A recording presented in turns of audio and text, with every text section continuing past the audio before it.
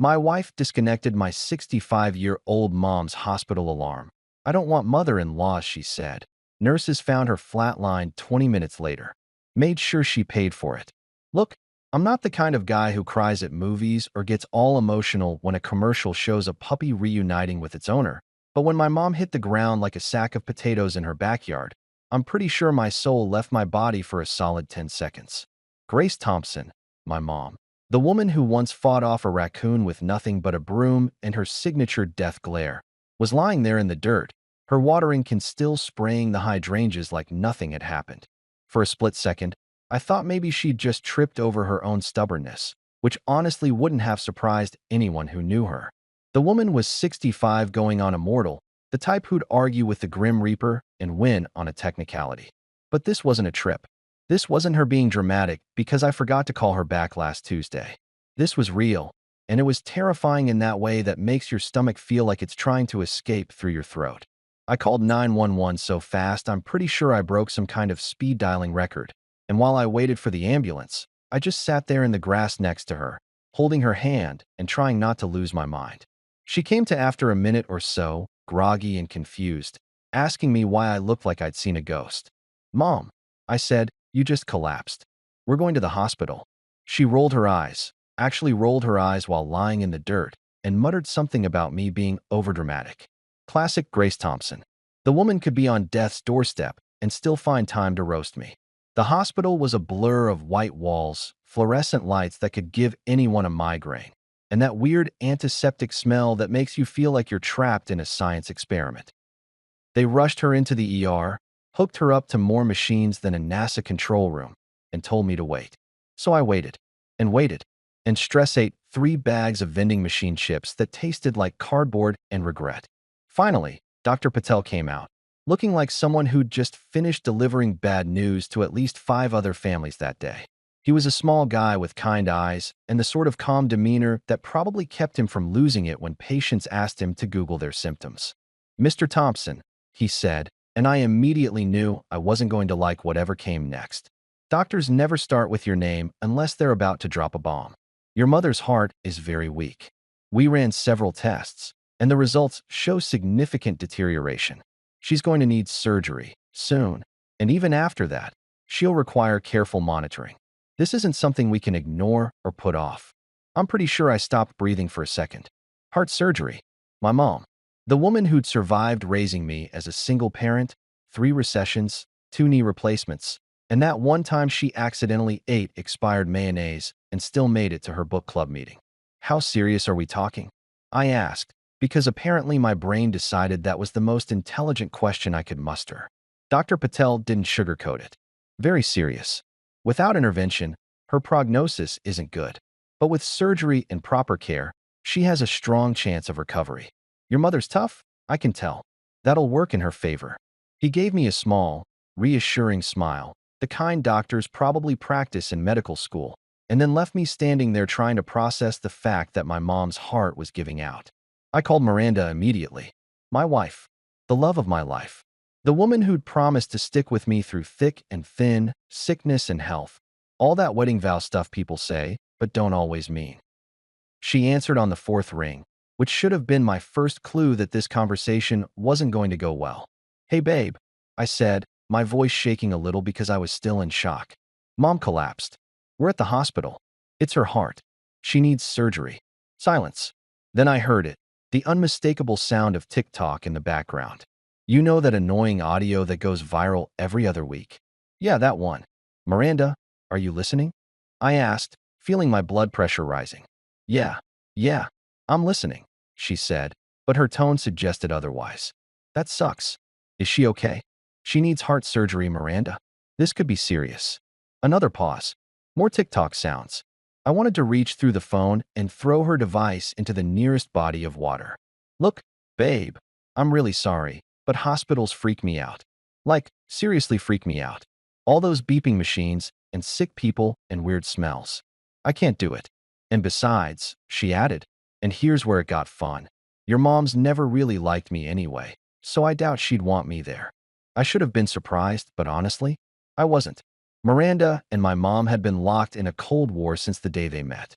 It started innocently enough, Mom made her famous apple pie, the one that had won 3 county fair ribbons and made grown men weep with joy. Miranda took one bite, made a face like she'd just chewed aluminum foil, and said, "It's chewy." 3 syllables. That's all it took to start World War III in the Thompson family. Mom never forgave her, and Miranda never apologized. From that day forward, every family gathering was a passive-aggressive battlefield where compliments were weapons and silence was a strategy.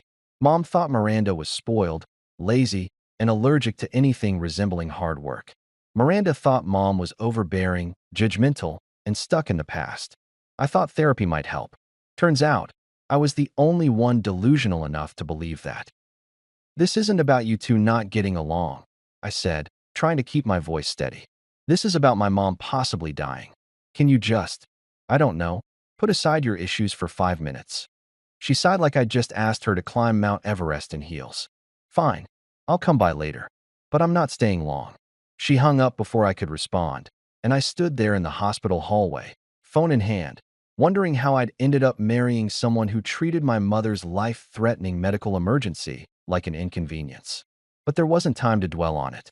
Dr. Patel scheduled Mom's surgery for the following morning, and I spent the rest of the night sitting by her bedside, watching her sleep and praying to a God I wasn't even sure I believed in anymore. She looked so small in that hospital bed, so fragile, and for the first time in my life, I realized my mom wasn't invincible. She was human, mortal, and that scared the hell out of me. This wasn't just about survival anymore. This was about time, how much we had left, and whether I'd been wasting it trying to keep peace between two people who'd rather wage war. But as I sat there listening to the machines beep and hum, I made a promise. I'd do whatever it took to make sure my mom came out of this okay. Even if it meant dealing with Miranda's attitude, her indifference, and that god-awful TikTok addiction. Family's family, right? Even when they drive you absolutely insane. Let me paint you a picture of Miranda.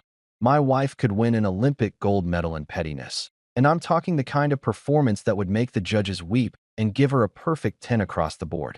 If there was a category for holding grudges, she'd have her own wing in the Hall of Fame, complete with a bronze statue and a plaque that read, "Never forgave, never forgot." This woman could remember a slight from 3 years ago with the clarity of a 4K television, but ask her where she put the car keys 5 minutes ago. Blank stare. Total amnesia. It was like her brain had a special filing system reserved exclusively for petty revenge and perceived injustices. The whole disaster started 6 years ago when Miranda and I were still in that honeymoon phase of dating where everything seems perfect and you're both pretending you don't have any annoying habits. I decided it was time for her to meet my mom, because that's what you do when you think you've found the one, right? You subject them to family scrutiny and pray everyone plays nice. Mom was actually excited, which should have been my first warning sign because Grace Thompson didn't get excited about much except Wheel of Fortune and 50% off sales at Target. She spent the entire morning baking her legendary apple pie, the one that had won 3 consecutive blue ribbons at the county fair and had people literally begging for the recipe like it was the nuclear launch codes. Miranda showed up wearing white jeans and a designer blouse that probably cost more than my monthly rent, carrying a bottle of wine that she pronounced in French even though we both knew she'd just Googled fancy wine 10 minutes earlier. Mom greeted her warmly, gave her the full house tour, and then served up the pie with vanilla ice cream while I sat there sweating like I was watching a bomb disposal in real time. Miranda took a bite, chewed slowly, made this face like she'd just discovered a hair in her food. And then, oh God, and then, she said it. "It's chewy." 2 words. That's all it took. 2 words to launch a family feud that would make the Hatfields and McCoys look like they were just having a minor disagreement. Mom's smile froze on her face like someone had hit pause on a DVD. I could actually see her soul leaving her body and returning with vengeance in its eyes. "Chewy," Mom repeated, her voice dangerously calm. "Apple pie isn't supposed to be chewy, sweetie. Perhaps you're more accustomed to store-bought?" The way she said store-bought made it sound like a war crime. Miranda just shrugged and said, "I guess I'm just used to different textures," which was basically code for, "Your cooking sucks, but I'm trying to be polite about it." From that moment on, it was over. Every family dinner became a battlefield. Every holiday was a strategic military operation. Mom would make passive-aggressive comments about how some people didn't appreciate homemade food. Miranda would counter with observations about how some people were stuck in the past and needed to embrace modern cuisine. I became the UN peacekeeping force, constantly negotiating treaties that lasted approximately 45 minutes before someone lobbed another verbal grenade. Christmas was particularly brutal. Mom got Miranda a cookbook titled Basics of Cooking for Beginners. Miranda got Mom a gift certificate for a spa day with a note that said, "You deserve to relax and let go of old grudges." I got stress-induced heartburn and a growing collection of Tums. My buddy Josh, the only person who witnessed this ongoing soap opera without being directly involved, once pulled me aside at a barbecue and said, "Dude, your wife and your mom are like two cats in a bag. Eventually, someone's gonna lose an eye." He wasn't wrong. Josh had known me since college, survived 4 years of my terrible decision-making, and was currently the only voice of reason in my life, which is terrifying when you consider his last major life choice was getting a tattoo of a hot dog on his shoulder because he lost a bet. I genuinely thought therapy might help. I suggested couples counseling to Miranda, thinking maybe a professional could help us navigate the mom situation. She looked at me like I'd suggested we join a cult. Therapy? For what? Because your mom can't handle that I have opinions? That's when I realized Miranda's therapy was sarcasm. She wielded it like a sword, sharp and precise, cutting through any attempt at serious conversation. When I suggested maybe she could try being nicer to Mom, she said, "Sure," right after she stops treating me like I'm the villain in her Hallmark movie. So when Mom's surgery date rolled around, I should have known it was going to be a disaster. Miranda approached it with all the enthusiasm of someone attending jury duty, which is to say, she showed up because legally she had to, but made sure everyone knew she didn't want to be there. She arrived at the hospital carrying a venti caramel latte with extra foam, her iPad tucked under her arm like she was about to sit through a boring work meeting, and wearing that expression on her face that could curdle milk from 3 rooms away. You know the look, slightly disgusted, definitely inconvenienced, and radiating an energy that screamed, "I have better places to be." Even the nurses picked up on it. I watched Nurse Hannah, a sweet woman who'd been nothing but kind to Mom, make eye contact with Miranda, immediately change direction, and find urgent business on the opposite side of the floor. The surgery itself took 4 hours, which felt like 4 years. I paced the waiting room so much I probably burned off a week's worth of calories. Miranda sat in the corner, scrolling through Instagram, occasionally looking up to ask if there was better Wi-Fi available. At one point, Josh showed up with coffee and sandwiches, took one look at Miranda, and whispered, "Is she aware that this is, like, a serious situation?" I just shrugged because what was I supposed to say? Yeah, but TikTok waits for no one. When Dr. Patel finally emerged from the operating room, still in his scrubs and looking exhausted, my heart stopped. He gave us a small smile, the kind that told you the news wasn't terrible, and said, "The operation went well. We were able to repair the valve and strengthen the surrounding tissue. She came through like a champ, but she's going to need monitoring for at least a week, possibly longer. The next few days are critical." I felt this wave of relief wash over me, so powerful I actually had to sit down before my knees gave out. Mom made it. She was alive. She was going to be okay. I looked over at Miranda, expecting to see some kind of emotion, relief, happiness. Hell, I would have settled for mild interest. Instead, I saw her roll her eyes and heard her mutter under her breath, "Guess I'm married to a hospital bed now." She said it quietly, but not quietly enough. Josh heard it. I heard it. I'm pretty sure the elderly couple waiting for news about their son heard it. That should have been the moment. Right there, that exact second, when I realized something dark was brewing behind those perfectly applied acrylic lashes and that Instagram-ready smile. That should have been when I understood that my wife's hatred for my mother ran deeper than petty arguments over pie and different parenting philosophies. But I didn't see it. I was too relieved, too exhausted, too focused on the fact that my mom had survived. I told myself Miranda was just tired, stressed, uncomfortable with hospitals like she'd said. I made excuses because that's what you do when you love someone. You give them the benefit of the doubt, even when that doubt is waving red flags the size of Texas. Looking back now, knowing everything that happened next, I can see that moment so clearly. It's frozen in my memory like a photograph, a warning I ignored because I wanted to believe my wife was better than her worst impulses. Turns out, I was wrong. Dead wrong. Almost literally. Mom bounced back from heart surgery like she was auditioning for a medical miracle documentary. I'm talking full-on comeback tour, the kind of recovery that had doctors shaking their heads in disbelief and muttering things like remarkable and unprecedented while checking her charts for the third time. Within 48 hours, she was sitting up in bed, complaining about the hospital food with the passion of a Food Network critic and asking when she could go home because the mattress was lumpier than oatmeal. The woman had just had her chest cracked open and her heart literally repaired, and she was worried about thread count. That's Grace Thompson for you. Priorities that would make absolutely no sense to normal people, but were perfectly logical in her world. The machines surrounding her bed beeped and hummed like a symphony of baby birds, each one a tiny promise that she was still here, still fighting, still very much alive. There was the heart monitor with its steady rhythm, the oxygen sensor clipped to her finger, the 4-drip feeding her fluids and medication, and at least 3 other devices I couldn't identify but assumed were important because they had lots of numbers and graphs. Every alarm, every beep, every digital chirp was music to my ears because it meant her heart was beating, her lungs were working, and I hadn't lost her. I spent so much time staring at those monitors that I started dreaming in EKG patterns. Miranda, on the other hand, visited exactly twice during Mom's entire hospital stay, and both times she acted like she deserved a Nobel Peace Prize for showing up. The first visit happened on day 3, and she swept into the room like she was making a grand entrance at a charity gala, carrying a bouquet of flowers that looked suspiciously perfect. Too perfect, because they were plastic. Not even good plastic.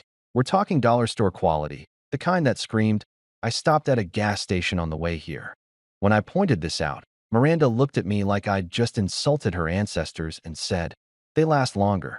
Real flowers die, Max. These are practical." Practical. My mother had just survived heart surgery, and my wife brought her plastic flowers because they were practical.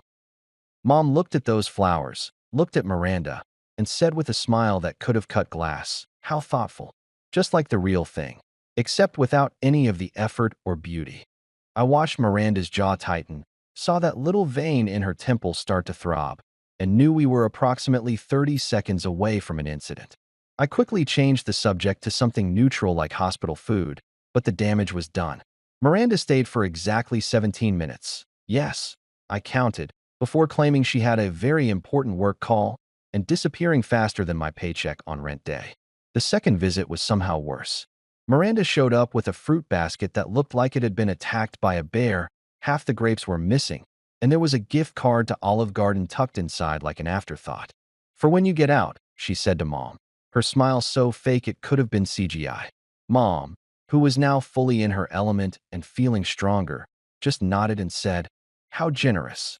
I'll be sure to think of you while I'm eating unlimited breadsticks." The sarcasm was so thick you could have spread it on toast. Miranda pretended not to notice, but I saw her grip her purse a little tighter, her knuckles going white. What really killed Miranda, and I mean absolutely destroyed her ego, was how much the hospital staff adored my mom. The nurses loved her. The orderlies loved her. Even the grumpy janitor who never smiled at anyone stopped by her room to chat. They started calling her the comedian of Ward 3 because she had everyone in stitches despite barely being able to sit up without assistance. Nurse Hannah would come in to check vitals and leave 10 minutes later wiping tears from her eyes because Mom had told some story about the time she accidentally dyed her hair green trying to save money on a salon visit. Dr. Patel, who I'd initially thought was all business and no personality, would linger during his rounds just to hear what Mom had to say. One afternoon, I walked in to find Mom holding court with 3 nurses, 2 physical therapists, and a medical student who looked like he'd stumbled into the world's most entertaining TED Talk. She was in the middle of describing her ongoing battle with the neighborhood squirrels who kept raiding her bird feeder, complete with hand gestures and sound effects, and everyone was losing it. "So I'm standing there," Mom said, barely able to keep a straight face herself, wearing my bathrobe and holding a super soaker, yelling at this squirrel like we're in a Western standoff. My neighbor probably thought I'd lost my mind. The nurses were cackling. Even the medical student, who looked like he hadn't slept in 3 days, was grinning ear to ear. Miranda witnessed this scene during her second visit, and I swear I could see something dark flash across her face.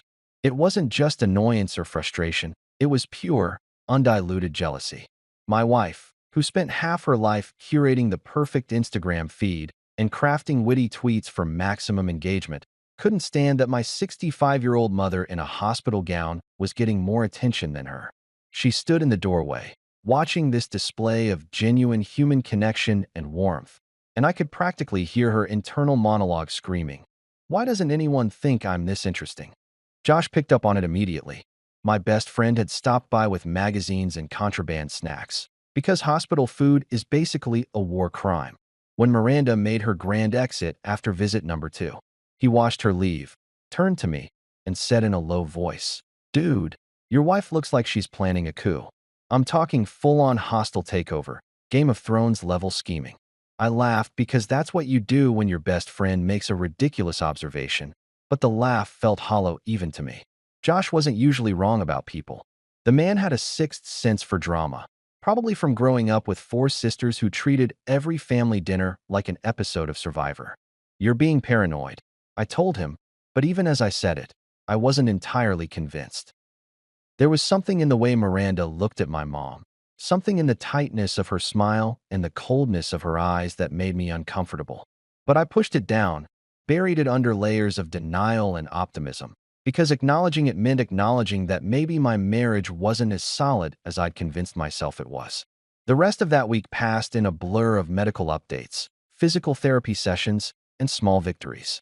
Mom graduated from bed to chair, then from chair to walking short distances with a walker, which she hated with a burning passion and insisted made her look like a broken shopping cart.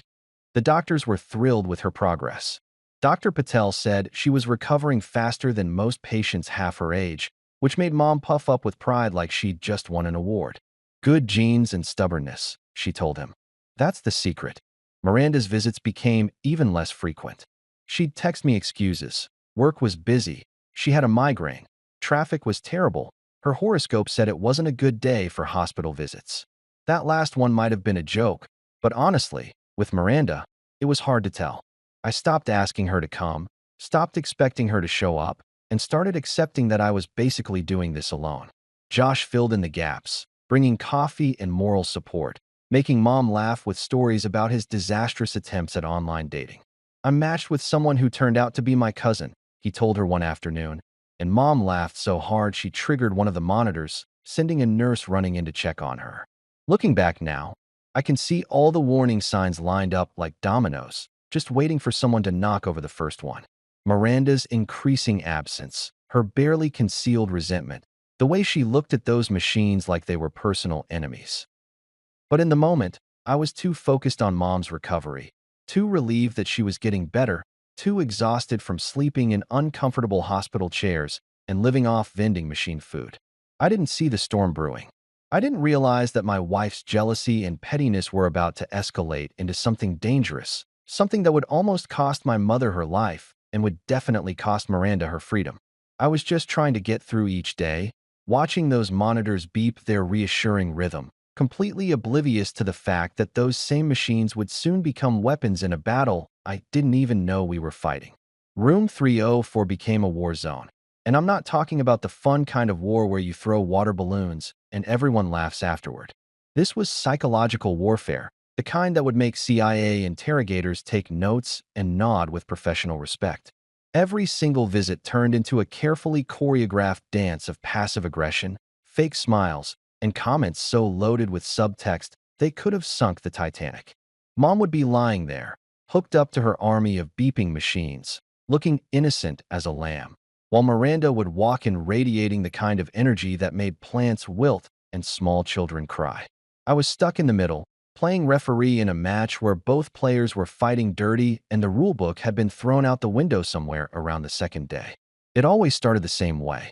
Miranda would enter the room with her phone in one hand and her overpriced latte in the other, wearing an outfit that screamed, "I have better places to be, but I'm making an appearance for the sake of my marriage."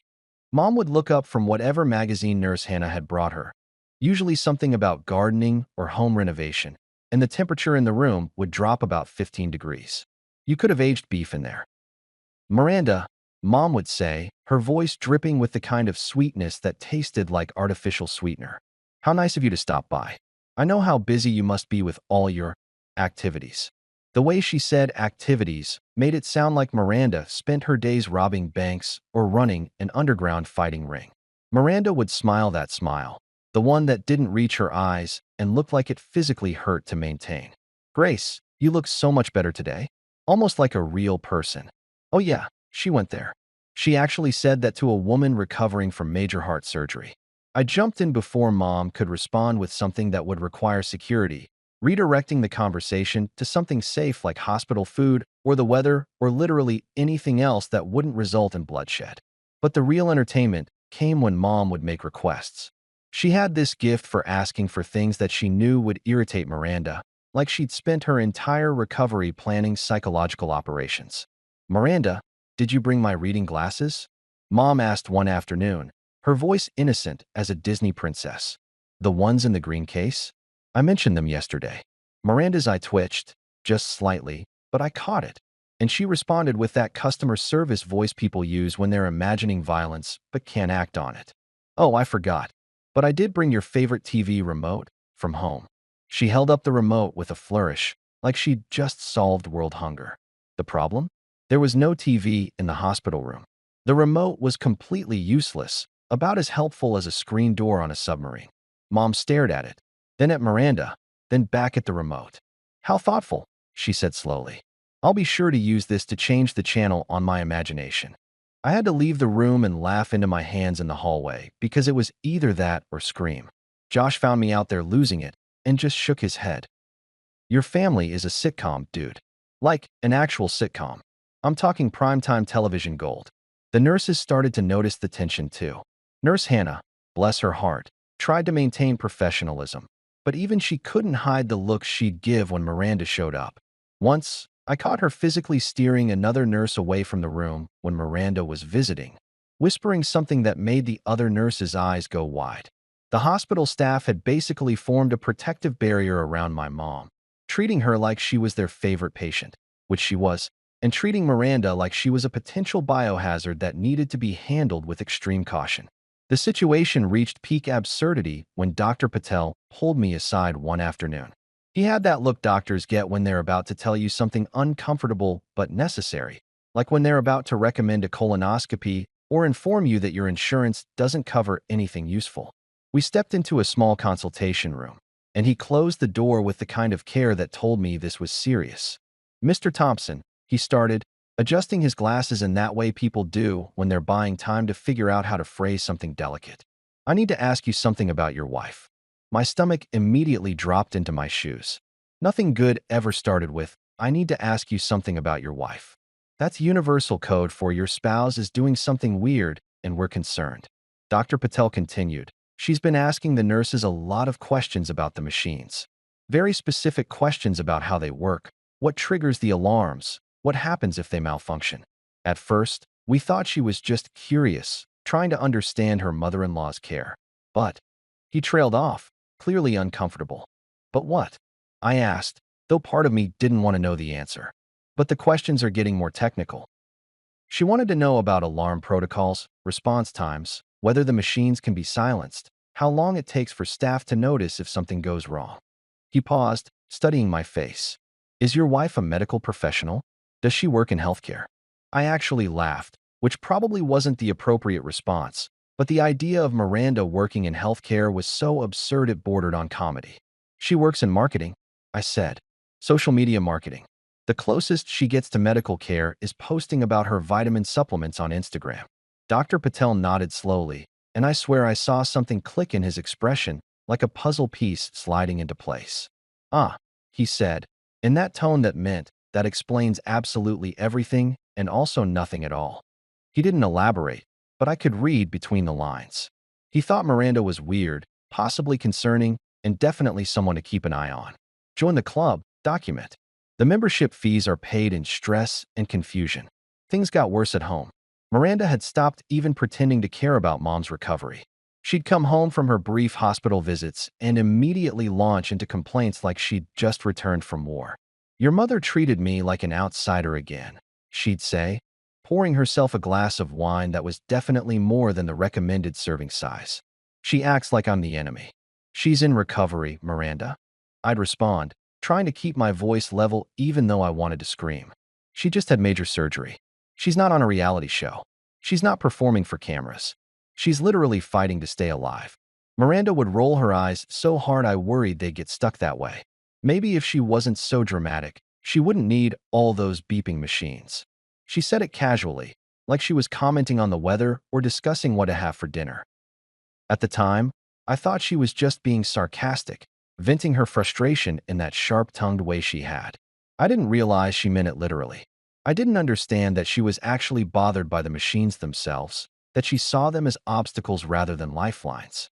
Josh came over one night and found me stress-eating leftover pizza while staring blankly at the TV. He took one look at me and said, "You look like someone who just realized their life is a dumpster fire, but is too polite to call the fire department." He wasn't wrong. I told him about the weird questions, the hospital visits that felt more like hostage situations, the growing sense that something was fundamentally broken in my marriage.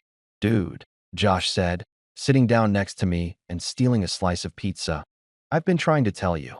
Your wife is not okay with this situation. She's not just annoyed or uncomfortable. She's actively hostile. I've seen people at the DMV with better attitudes." He took a bite, chewed thoughtfully, and added, "You need to watch her around your mom." I'm serious. Something's not right. I brushed him off because that's what I did best. Ignored problems until they exploded in my face. "She's just stressed," I said, repeating the excuse I'd been telling myself for weeks. "Work is crazy. This whole hospital thing is overwhelming, and she and mom have never gotten along. It'll get better once mom comes home and things settle down."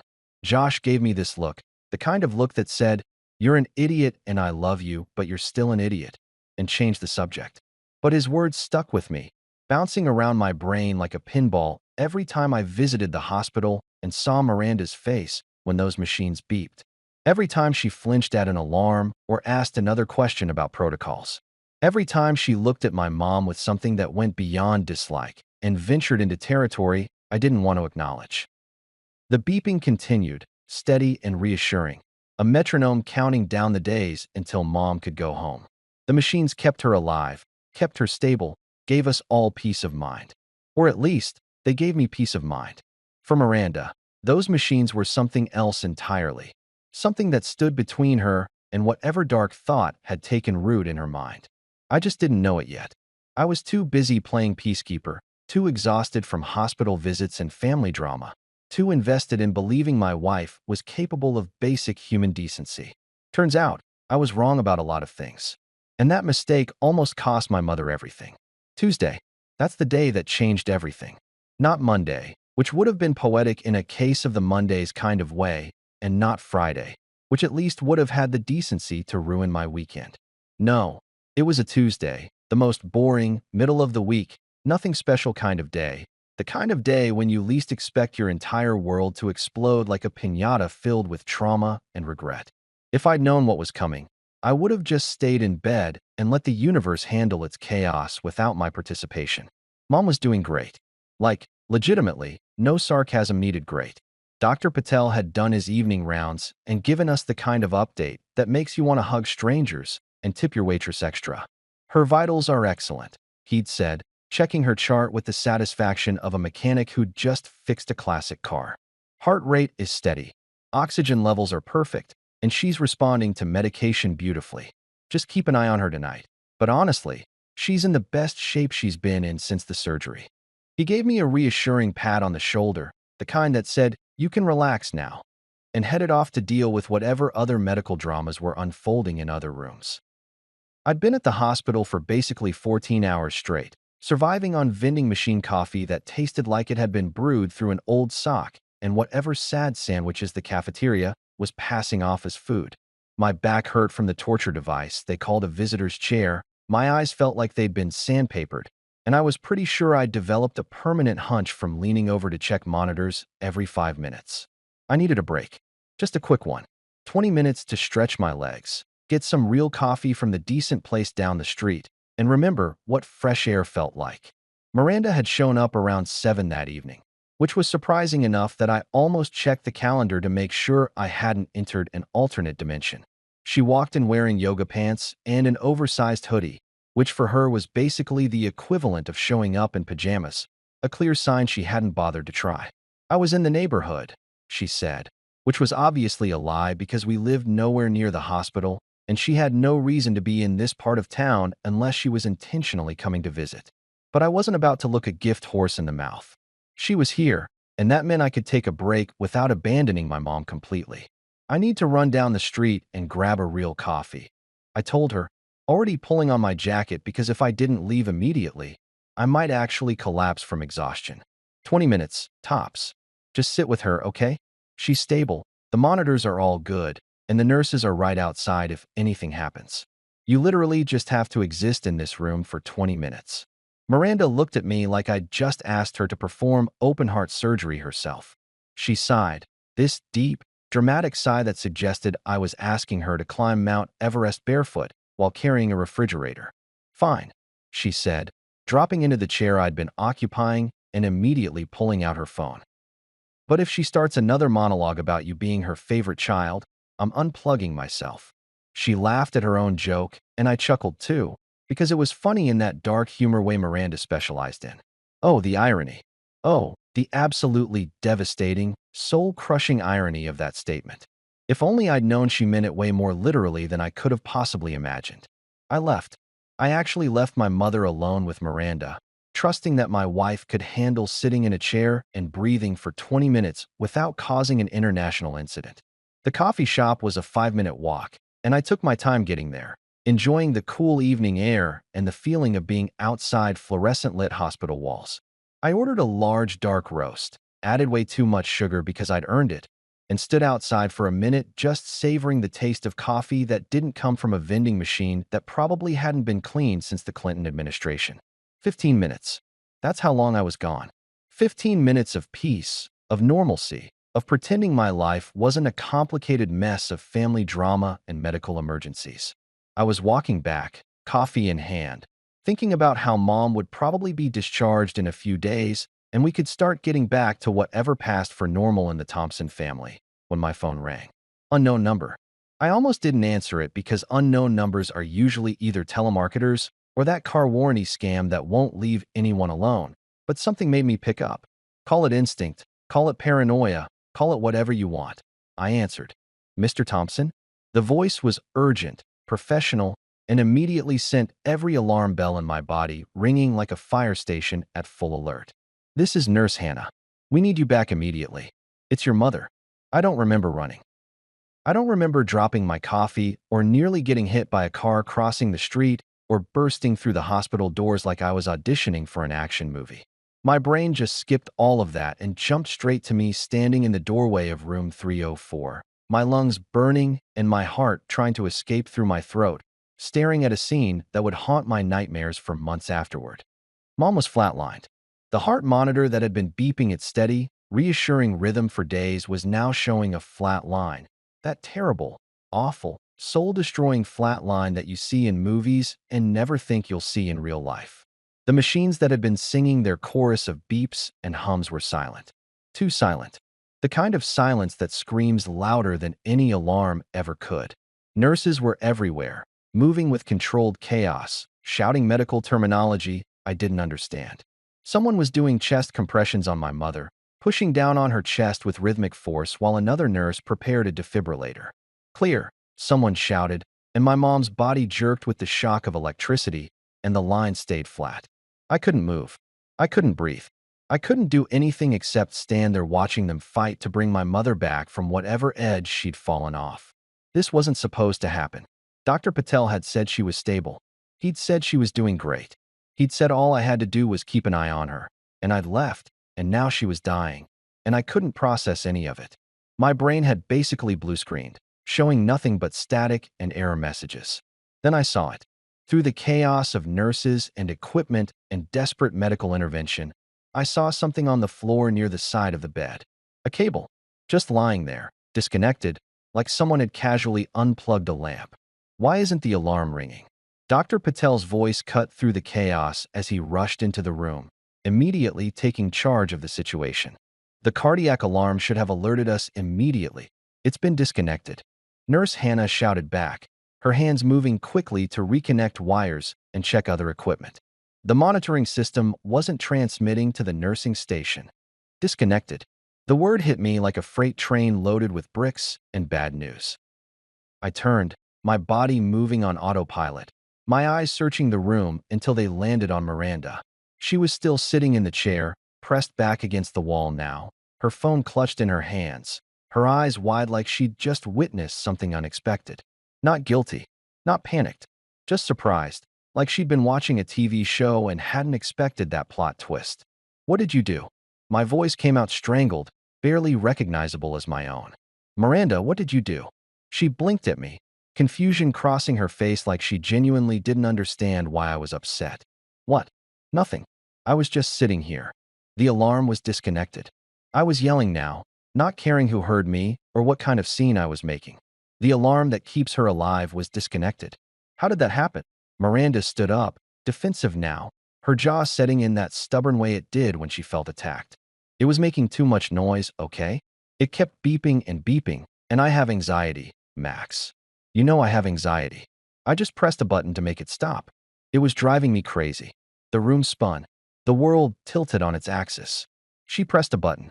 She silenced the alarm that was supposed to alert the nurses if something went wrong. She disconnected my mother's lifeline because it was annoying her. "You silenced her lifeline." I screamed, and I didn't care that doctors and nurses were staring, didn't care that I was probably violating about 17 hospital policies. That alarm saves her life. That's the whole point. Relax, Max. Miranda actually had the audacity to sound annoyed with me, like I was overreacting. She was fine when I did it. "Those beeps give me anxiety. I didn't think it would matter. How was I supposed to know something would go wrong in the 15 minutes you were gone?" "Oh, sure. Sure." My mother was currently being shocked back to life like Frankenstein's monster, but at least Miranda's stress levels had been managed. At least her precious anxiety hadn't been triggered by the sound of medical equipment doing its job. At least she'd been comfortable while my mom died alone in a hospital room. The nurses were still working, still fighting, and I stood there staring at my wife, really seeing her for the first time, and realizing I'd married someone I didn't know at all. Time does this weird thing when you're watching people try to restart your mother's heart. It stretches and compresses like a broken accordion, where seconds feel like hours and hours feel like seconds, and your brain can't figure out which dimension of reality it's supposed to be processing. I watched Dr. Patel and his team work on Mom with the kind of controlled urgency you see in war movies. Everyone moving with purpose, calling out numbers and medication names like they were reciting some kind of medical incantation that would bring her back from wherever she'd gone. Another shock from the defibrillator. Her body jerked again, arching off the bed like she was possessed, and still the line stayed flat.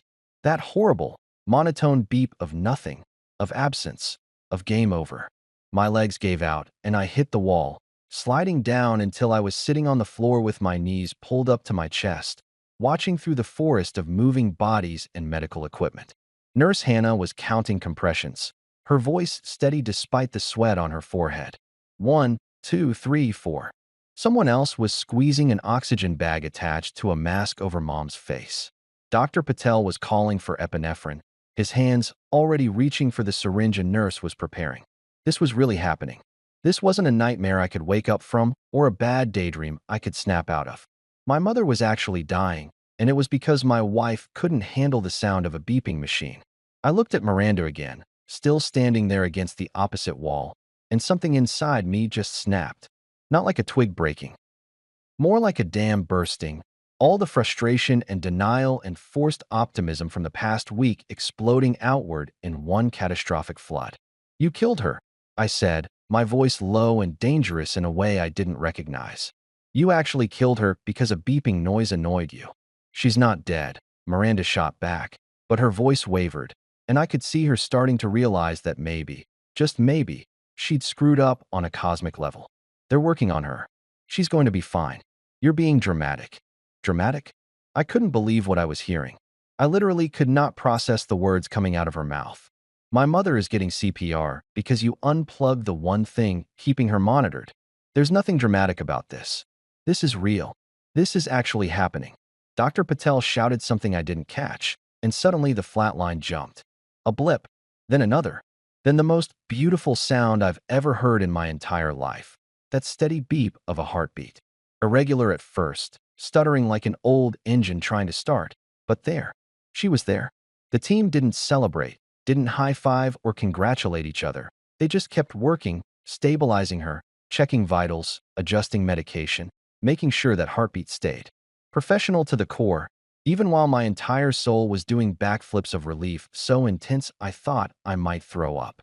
"We've got sinus rhythm," someone announced, and Dr. Patel nodded, his shoulders relaxing just slightly. "Keep monitoring. I want a full cardiac panel stat, and someone get security to pull the footage from this room. I want to know exactly what happened here." He looked at me, his expression a mixture of relief and something else. Anger, maybe, or suspicion. "Your mother's stable for now, but this should never have happened. The alarm system is designed to be tamper-proof for exactly this reason." Nurse Hannah, who'd been nothing but sweet and kind the entire week, looked at Miranda with an expression that could have frozen hell.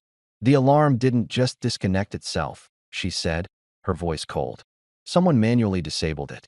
The system logs will show when and how."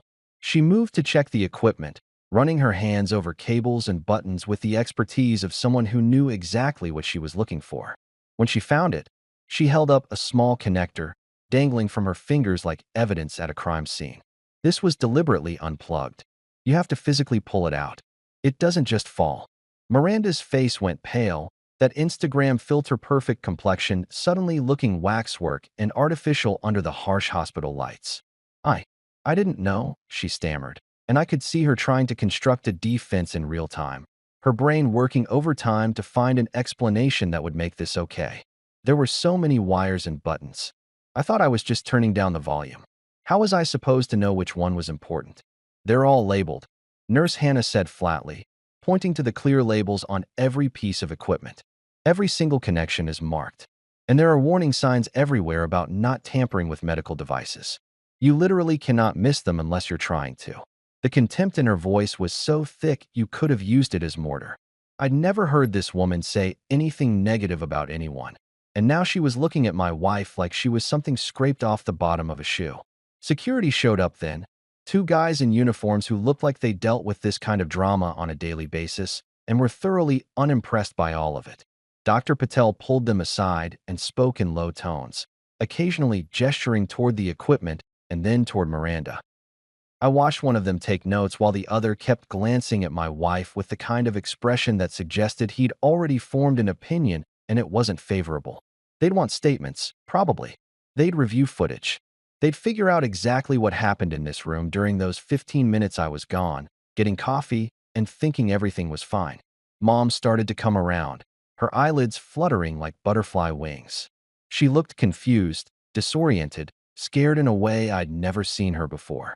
My tough-as-nails mother who'd fought off raccoons and raised me as a single parent and survived heart surgery looked absolutely terrified, and that broke something in me that I don't think ever fully healed.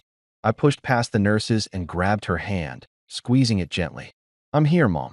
You're okay. You're going to be okay." She tried to speak, but couldn't, her throat probably raw from the intubation. Her eyes found mine, and I saw the question there. What happened? I didn't know how to answer that. How do you tell your mother that your wife almost killed her because medical equipment was inconvenient? How do you explain that level of selfishness and disregard for human life? I just squeezed her hand tighter and tried to smile, tried to be strong for her even though I was falling apart inside. The security guards approached Miranda, and I saw her straighten up, putting on that customer service smile she used when she wanted something. "Officers, this is all a huge misunderstanding," she started, her voice dripping with fake sweetness. "I was just trying to make the room more comfortable. I didn't realize." "Ma'am, we're going to need you to come with us," one of them interrupted, clearly not interested in her explanation. "There's going to be an investigation into this incident, and we need your statement." It wasn't a request. Miranda looked at me, expecting me to jump to her defense like I always did, expecting me to smooth things over and make excuses and tell everyone she didn't mean it. But I just stared at her, my hand still holding my mother's, and said nothing. "Max," she said, her voice taking on that whiny quality that usually made me cave. Tell them I didn't mean to hurt anyone. Tell them it was an accident. Still, I said nothing. I had no words left for her, no energy to spend defending the indefensible. She'd crossed a line so far over that I couldn't even see it anymore in the rearview mirror. Max. Her voice was sharper now, desperate. You're my husband. Say something. Get out. I finally said, my voice quiet but filled with every ounce of rage and betrayal I was feeling. Get out of this room. Get out of this hospital. And honestly, get out of my life. I'm done. Her mouth dropped open in shock, like she genuinely couldn't believe I was choosing my almost dead mother over her. You can't be serious. I made a mistake. People make mistakes. Mistakes are forgetting to buy milk, I said, my voice getting louder despite my best efforts to stay calm. Mistakes are missing an anniversary. Disconnecting someone's cardiac monitor because the beeping annoys you isn't a mistake. It's attempted murder. The words hung in the air, heavy and final. Murder. I'd said it. The thing we were all thinking, but no one wanted to vocalize because it sounded too dramatic, too extreme, too much like something that happened to other people in TV shows and true crime podcasts. Dr. Patel cleared his throat, and I realized the entire room had gone silent. Everyone staring at this domestic drama unfolding in the middle of their emergency. Security, please escort Mrs. Thompson out. We need to focus on our patient. The guards moved in, not touching Miranda, but making it very clear she needed to leave. She grabbed her purse, shot me a look that was equal parts betrayal and fury, and walked out with her head held high, still trying to maintain dignity in a situation where dignity had left the building approximately 20 minutes ago. The room slowly returned to its normal rhythm. Nurses adjusted equipment, checked monitors, made notes on charts. Dr. Patel examined Mom thoroughly, shining lights in her eyes, checking reflexes, asking her to squeeze his hands. You gave us quite a scare, Mrs. Thompson, he said gently. But you're a fighter. We've got you stabilized now, and we're going to monitor you very closely. This won't happen again.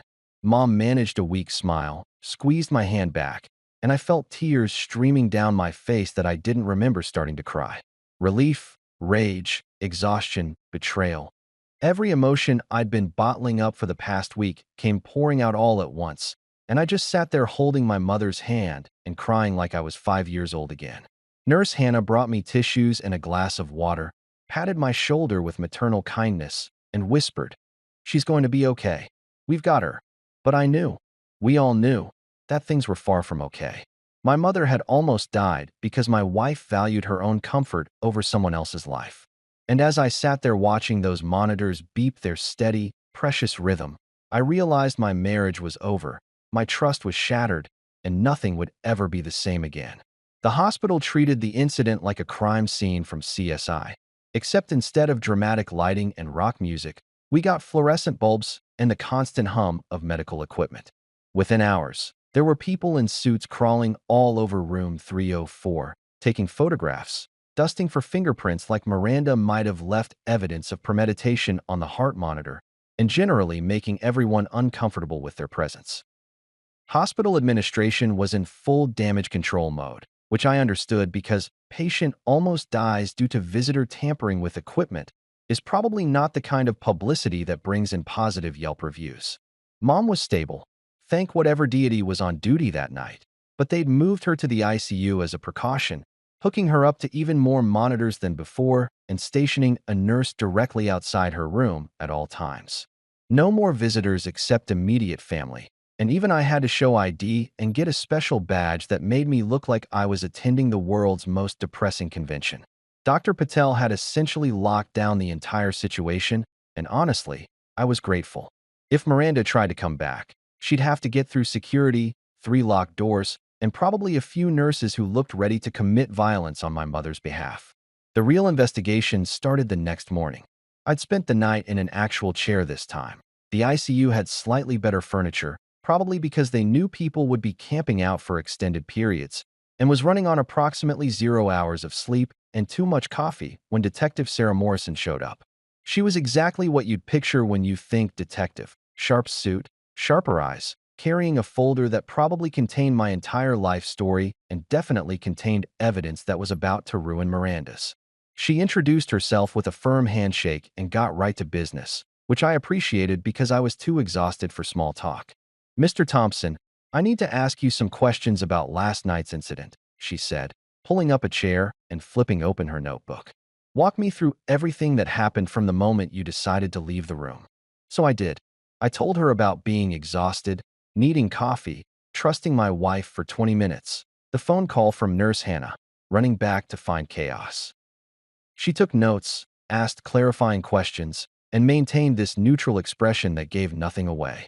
When I finished, she nodded and said, "We've pulled the security footage. Would you like to see it?" I wasn't sure I did, but I also knew I needed to.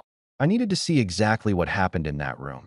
Needed to understand how my wife could do something so unthinkably reckless.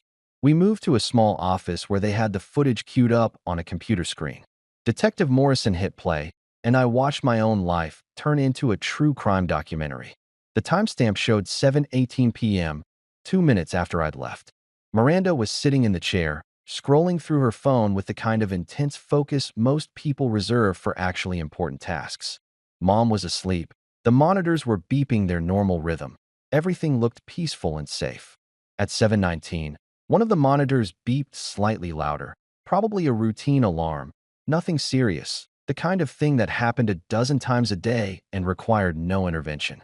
Miranda looked up, annoyed, staring at the offending machine like it had personally insulted her. Then, at 7:19 and 32 seconds, she stood up. She actually put down her phone, walked over to the side of the bed, and leaned behind the monitors. The camera angle wasn't perfect, but you could see her hands moving, see her examining the connections, see her deliberately reach for something. At 7:20 exactly, the alarm indicator on the nursing station monitor went dark. She disconnected the transmission cable, the one that sent alerts to the nurses when something went wrong. Miranda stood there for a second, checking to make sure the beeping had stopped from her end, then nodded with satisfaction and sat back down. She picked up her phone and went back to scrolling. Just scrolling, like she hadn't just severed the only lifeline between my mother and the people who could save her. The footage continued, showing Miranda occasionally glancing up at Mom, then back to her phone, completely oblivious or completely indifferent. I couldn't tell which was worse. At 7:39 p.m., Mom's body tensed. You could see it even on the grainy footage, the way her muscles contracted, the way something went wrong. Miranda didn't notice for almost 30 seconds because she was too busy on her phone. When she finally looked up and saw Mom's condition deteriorating, she didn't hit the call button. She didn't run for help. She just stood up, walked closer to the bed with this expression of confusion, like she couldn't quite figure out what was happening.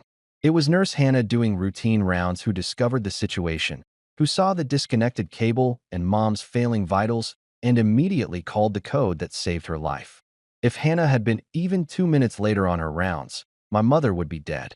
I watched the entire thing twice, and each viewing made me feel sicker. Detective Morrison paused the footage and pulled out another piece of evidence, Miranda's phone records. "We obtained a warrant for her cell phone," she explained, sliding a printed document across the desk. "Based on the severity of the incident and the suspicious nature of her actions. Here's what we found." I read through the search history, and my blood turned to ice water. The searches started 3 days before the incident, progressive and deliberate, like someone researching how to commit a crime without getting caught. How to stop hospital monitor beeping was the first one, innocent enough on its surface.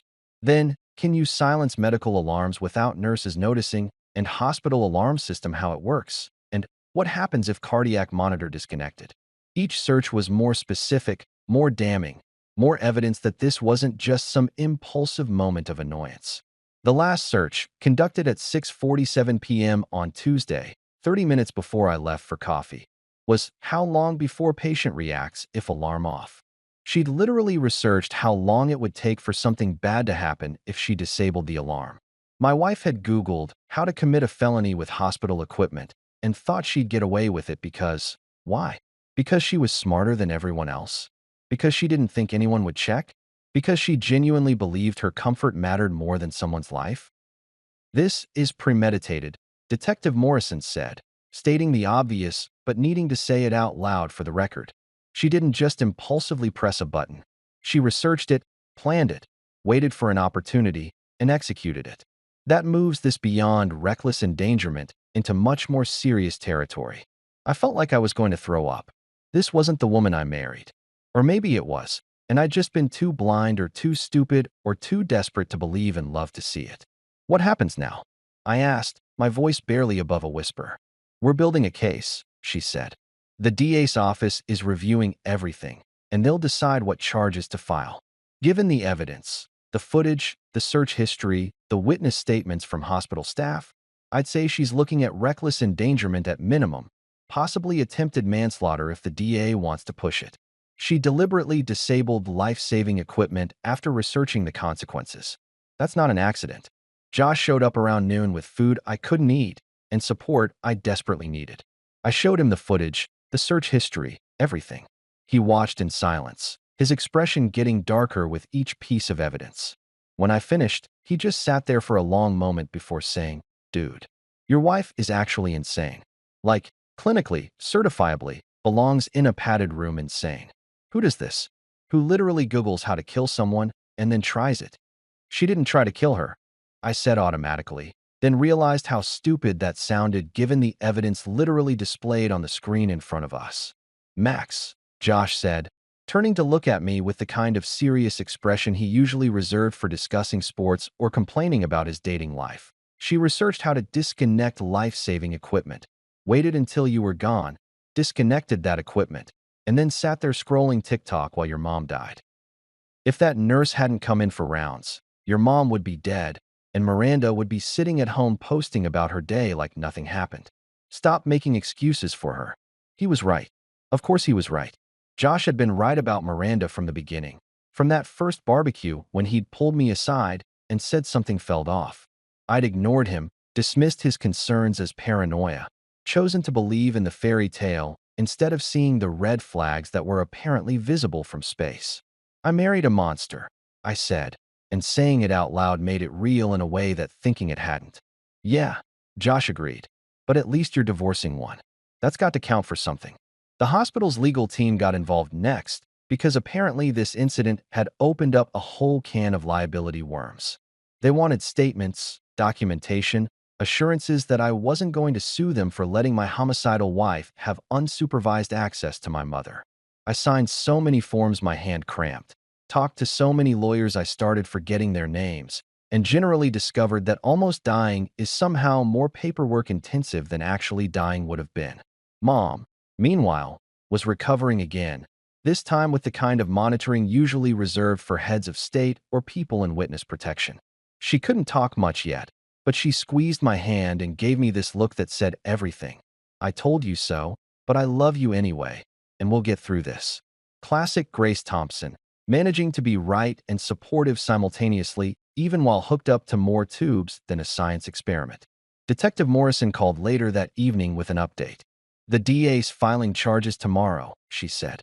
8 counts including reckless endangerment, interference with medical equipment, and criminal negligence. Given the evidence and the premeditation, they're asking for significant jail time. I thought you'd want to know before it hits the news. The news. Right. Because of course this was going to be news. Woman nearly kills mother-in-law by Googling murder techniques was exactly the kind of story local news lived for. I thanked her, hung up, and stared at my phone, waiting for my life to become a public spectacle. Miranda was going down, and she was taking any remaining shred of privacy I had with her. The trial started on a Monday, because apparently the universe has a sick sense of humor and wanted to ruin the beginning of my week in the most spectacular way possible. The courtroom looked exactly like every courtroom you've ever seen on TV, with paneling, uncomfortable benches, that weird smell of old books and desperation, and a judge who looked like she'd seen every kind of human stupidity imaginable and was thoroughly unimpressed by all of it. Judge Patricia Hernandez had a reputation for being tough but fair, which in legal terms means she didn't tolerate nonsense and had zero patience for people wasting her time with obvious lies. Miranda showed up dressed entirely in white, and I'm talking head to toe white like she was auditioning for a toothpaste commercial or trying out for the role of innocent angel in the world's least believable play. White blazer, white blouse, white pants, probably white underwear for all I knew. The whole ensemble screamed, "I'm pure and innocent and couldn't possibly have done anything wrong." Her lawyer had clearly coached her on looking sympathetic, but the effect was more cult leader than wrongly accused victim. She'd even styled her hair differently, softer and more demure, like if she looked sweet enough, everyone would forget she'd literally Googled how to disable life-saving medical equipment. Her defense attorney was this guy named Robert Chun, and he had that slick, confident energy of someone who defended guilty people so many times he could do it in his sleep.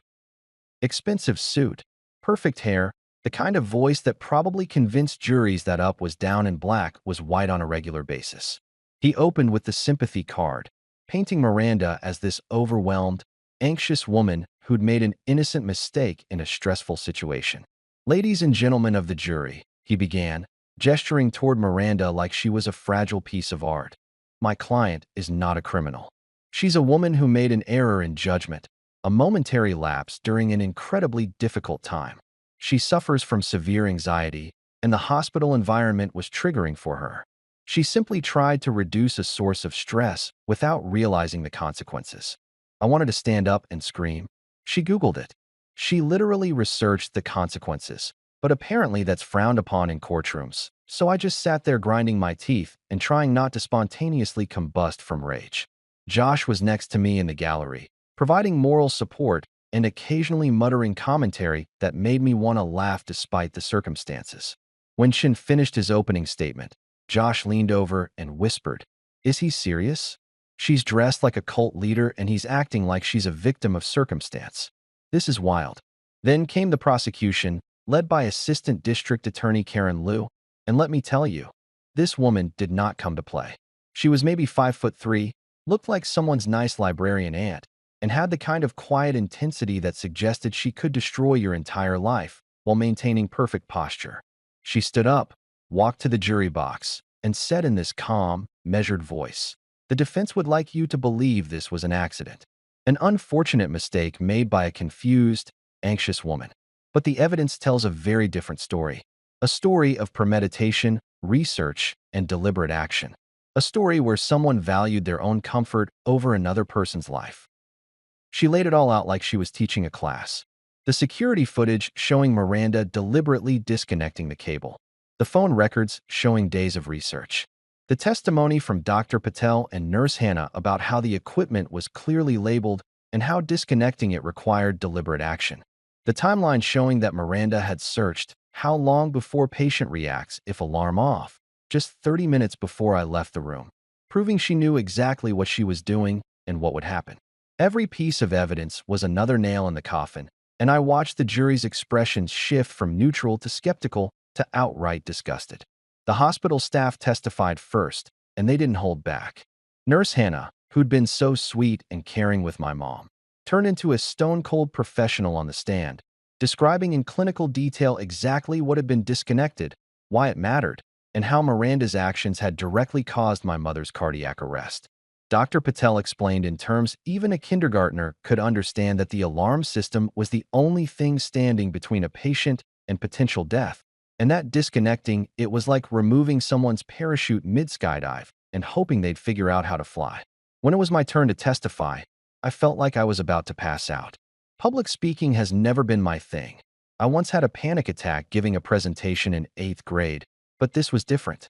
This was my chance to tell the truth, to make sure everyone understood what Miranda had done. The prosecutor asked me to describe the events of that night, and I did, trying to keep my voice steady even though my hands were shaking.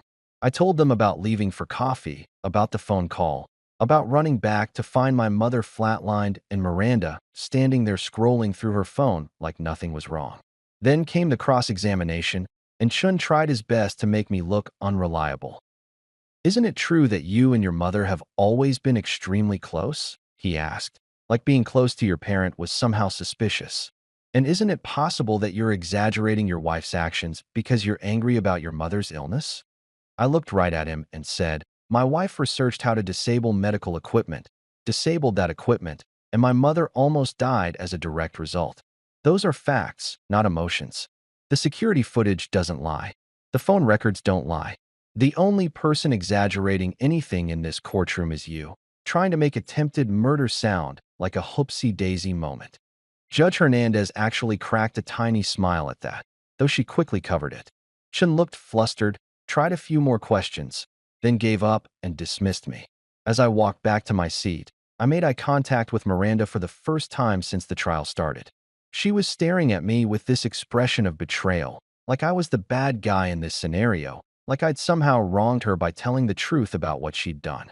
I stared back, letting her see every ounce of disgust and disappointment I felt, and then I sat down and didn't look at her again. The prosecution's closing argument was devastating. Liu walked the jury through the timeline again, emphasizing the premeditation, the research, the deliberate choice to disable equipment Miranda knew was keeping someone alive. This wasn't anxiety, she said, her voice carrying through the silent courtroom. This wasn't a mistake. This was a conscious decision to prioritize personal comfort over human life. The defendant knew what she was doing. She researched it. She planned it. She executed it. And if not for the fortunate timing of a nurse's routine rounds, Grace Thompson would be dead, and we'd be having a very different trial right now. The defense's closing was weaker, recycling the same anxiety excuse, trying to paint Miranda as a victim of circumstance and mental health issues. But you could see it wasn't landing. The jury looked unconvinced, some of them actively annoyed that Chun was still trying to sell them this narrative when the evidence was so overwhelming. When he sat down, even Miranda looked like she knew it was over. The jury deliberated for exactly 2 hours and 14 minutes. I know because I watched the clock the entire time, each minute feeling like an eternity. Josh bought me coffee and a sandwich I couldn't eat, and we sat in the hallway waiting for the news that would determine whether my wife went to prison or walked free. When they called us back in, my heart was pounding so hard I could feel it in my throat. Has the jury reached a verdict? Judge Hernandez asked, and the foreperson stood up, a middle-aged woman who'd taken copious notes throughout the trial. We have, Your Honor. What say you? We find the defendant guilty on all counts. The courtroom erupted in whispers and movement. Miranda's face crumbled, tears streaming down her cheeks as the reality hit her. Her lawyer looked resigned, like he'd known this was coming but had to go through the motions anyway. Judge Hernandez banged her gavel, calling for order, and proceeded to sentencing without delay. Miss Thompson, she said, looking down at Miranda with an expression that could have frozen lava. You deliberately endangered someone's life for your own convenience. You researched how to do it, you executed your plan, and you showed no remorse until you got caught. 8 years in state prison. Bailiff, take her into custody. Miranda sobbed, proper dramatic sobs that would have won her an Oscar if this were a performance. As they led her away in handcuffs, she looked at me one last time, and I might have, definitely did, say loud enough for her to hear. Save the tears, honey. You'll need them for prison laundry day. Josh snorted so hard he choked on his coffee. Several people in the gallery tried to hide their laughter, and even Judge Hernandez looked like she was fighting a smile. As they took Miranda out of the courtroom, still crying and protesting her innocence to anyone who would listen, I felt this strange mixture of relief and emptiness. Justice had been served, my mother's near death had been avenged, and my marriage was officially over in the most public, humiliating way possible. But somehow, watching my wife get led away in handcuffs, I didn't feel victorious. I just felt tired. Tired and ready to move on with whatever came next. Mom survived. Barely. And when I say barely, I mean the doctors kept using phrases like miraculous recovery and defied the odds and other terms that made it sound like she'd beaten death in a cage match and lived to tell the tale. Which, honestly, she kind of had. After 3 more weeks in the hospital, 2 in ICU and 1 in regular recovery, they finally cleared her to go home with approximately 17,000 instructions, enough medication to stock a small pharmacy, and a strict warning that she needed round-the-clock supervision for at least the first month.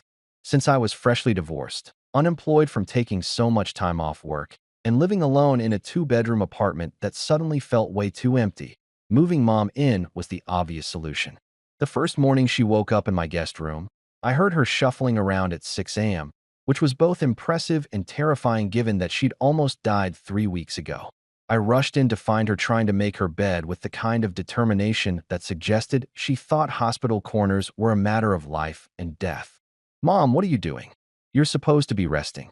She looked at me with that expression that said I was being ridiculous and also maybe dropped on my head as a baby. I've been lying down for a month max. If I rest anymore, I'm going to fuse with the mattress. Then she smiled, that classic Grace Thompson smile that had gotten her through single parenthood and multiple recessions, and said, "Guess God wasn't done teaching you lessons about women." I couldn't help but laugh, even though it was way too early for existential humor. What's that supposed to mean? It means you picked a real winner, kiddo. Most people get dumped or divorced over normal stuff like money or different life goals. You got divorced because your wife tried to murder your mother with hospital equipment. That's got to be some kind of record. She said it so casually, like she was discussing the weather or commenting on a mediocre TV show. And that's when I realized we were going to be okay. If Mom could joke about almost dying, we could get through anything. Recovery was slow, the kind of slow that makes you appreciate every tiny milestone like it's a major victory. The first time Mom walked from her bedroom to the kitchen without needing to sit down halfway through, we celebrated like she'd won the Olympics. When she could shower without me standing outside the bathroom door having a panic attack. Champagne. Well, sparkling cider because she was on blood thinners, but still. Every day brought small improvements, tiny victories that added up to something resembling normal life. The nurses from the hospital started calling her the Miracle Lady, and Mom absolutely loved it. She'd answer the phone for follow-up appointments and introduce herself that way. "Hello, this is Grace Thompson, also known as the Miracle Lady. How can I help you?" Josh became a regular fixture at our apartment, showing up at least 3 times a week with coffee, food, and entertainment. He'd walk in, hand me a latte that I desperately needed, and say something like, "Man, you dodged a bullet. And by bullet, I mean your wife. Actually, you didn't dodge it so much as took it in the chest, but at least you survived." His way of cheering me up involved a lot of dark humor and reminding me that things could always be worse, which was surprisingly effective. Mom loved him because he treated her like a regular person instead of a fragile invalid, challenging her to card games and losing on purpose in a way that was so obvious it became hilarious. One afternoon, Josh brought over his sister Rachel, who was a physical therapist, and offered to help Mom with her exercises for free. Rachel was basically Josh in female form, sarcastic, kind-hearted, and unable to take anything too seriously. She worked with Mom 3 times a week, encouraging her through the painful stretches and breathing exercises while making jokes that had Mom laughing so hard she'd have to stop and catch her breath.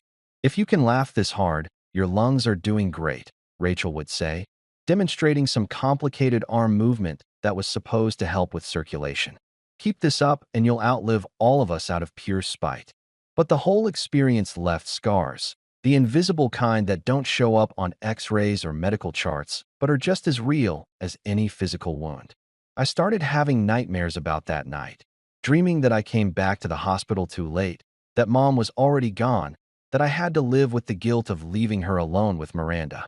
I'd wake up in a cold sweat, heart pounding, and have to physically check on Mom to make sure she was still breathing.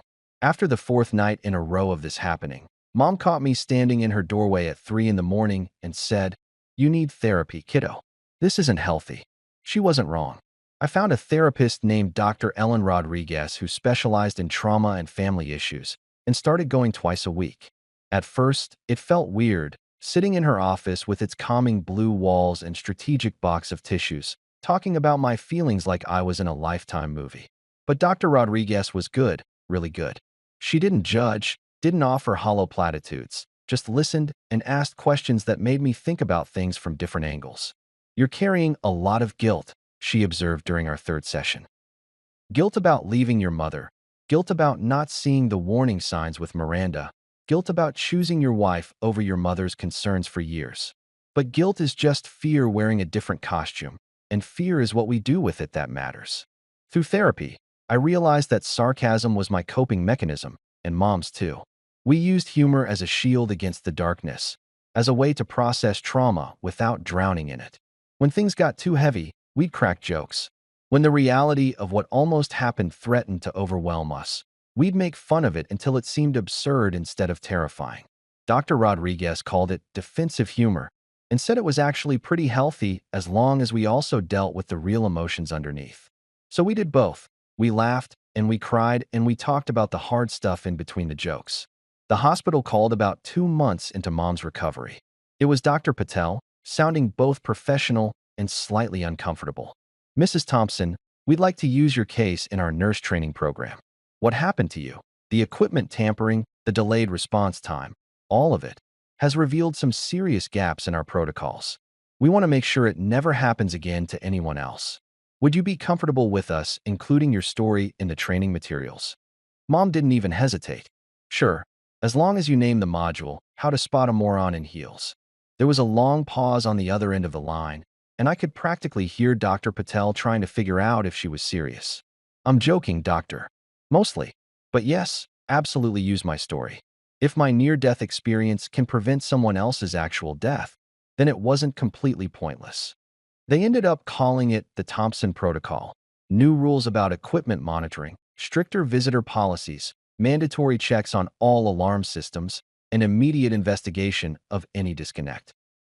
Every nurse in the hospital system had to go through training that included Mom's case as a cautionary tale. She was simultaneously proud and horrified to be famous for almost dying because her daughter-in-law was petty. At least I'll be remembered for something, she joked when we received the official documentation about the protocol. Most people just get a bench dedication in a park. I got an entire safety procedure. Living together brought us closer in ways I hadn't expected. We fell into routines. Morning coffee where she'd critique my brewing technique. Evening TV where she'd provide running commentary on cooking shows. Weekly card games that got increasingly competitive as her strength returned.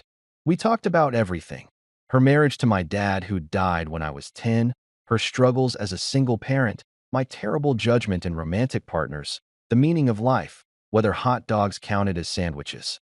The deep stuff and the ridiculous stuff, all mixed together in conversations that lasted hours. Josh continued his regular visits, and somewhere around month 3, I noticed him and Rachel spending a suspicious amount of time together during Mom's physical therapy sessions. When I called him out on it, he got defensive in that way that confirmed my suspicions. I'm not. We're just, shut up, dude. Your mom's recovery is enough drama without you playing matchmaker. But I saw them exchange numbers, saw the way he smiled when he texted her, and filed it away as a nice thing happening in the middle of all the chaos. If something good could come out of this disaster, I was all for it. I started working again, doing freelance marketing from home so I could still be around for Mom. The money wasn't great, but it was enough to keep us fed and cover the mountain of medical bills that insurance hadn't touched. Mom felt guilty about the expenses, but I reminded her that she'd raised me alone while working 2 jobs and eating ramen so I could have school supplies. Consider this payback for 18 years of sacrifice, I told her. Plus, you're way better company than Miranda ever was. You actually laugh at my jokes instead of rolling your eyes. That's because your jokes are terrible and I find your suffering amusing. She shot back, but she was smiling. The divorce was finalized while Miranda was in prison, which made the paperwork significantly easier since she couldn't exactly show up to contest anything. I signed the documents with Josh as my witness, and that was that. 5 years of marriage reduced to a stack of legal papers and a cautionary tale about vetting your partners more carefully. Well, Josh said, raising his beer after we dropped off the final documents. At least you'll have a great story for future dates. My ex-wife tried to murder my mom is definitely a conversation starter. If I ever date again, I said, which I'm not sure I will. My judgment is clearly terrible. Your judgment was fine until it wasn't.